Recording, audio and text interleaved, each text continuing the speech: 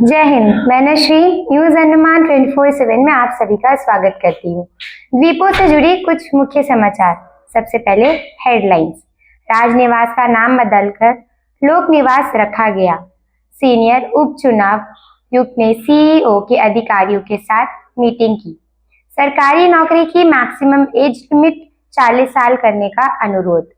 दुकानों और प्रतिष्ठान संशोधन विनियम 21 नवंबर से लागू।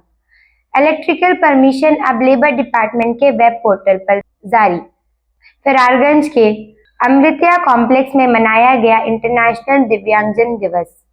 मरीना पार्क में स्ट्रीट फूड फेस्टिवल 6 से 7 दिसंबर को होगा। अब समाचार विस्तार से।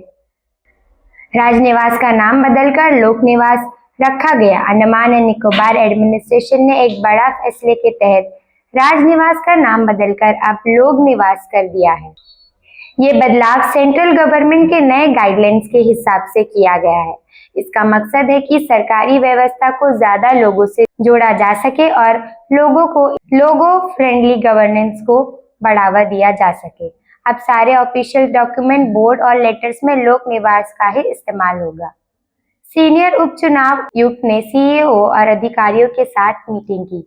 सीनियर डिप्टी इलेक्शन कमिश्नर ने श्री विजयपुरम में एक हाई लेवल मीटिंग की, जिसमें चीफ इलेक्टोरल ऑफिसर और कई डिपार्टमेंट के ऑफिसर शामिल थे।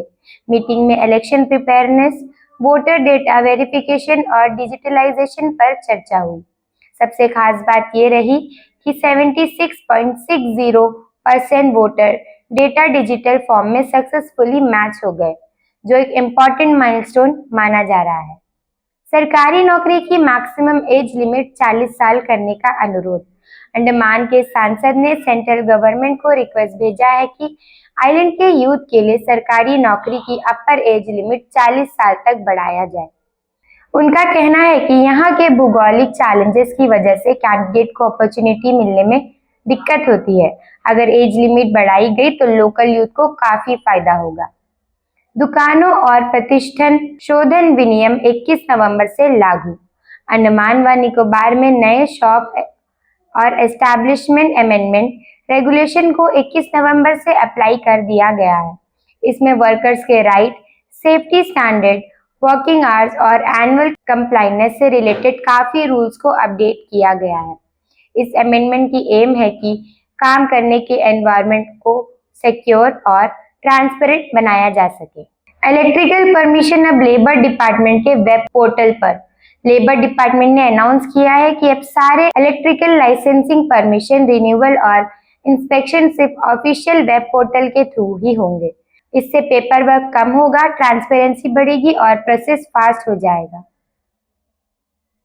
फरारगंज में इंटरनेशनल दिव्यांगजन दिवस मनाया गया। फरारगंज के अमृत्या कॉम्प्लेक्स में international day of person with disability celebrate किया गया। इवेंट में दिव्यांगजनों के लिए अवेयरनेस प्रोग्राम, कल्चरल एक्टिविटीज और असिस्टिव डिवाइसेस डिस्ट्रीब्यूशन जैसे कार्यक्रम रखे गए। लोकल एनजीओस और ऑफिशियल्स भी इवेंट में एक्टिवली शामिल रहे।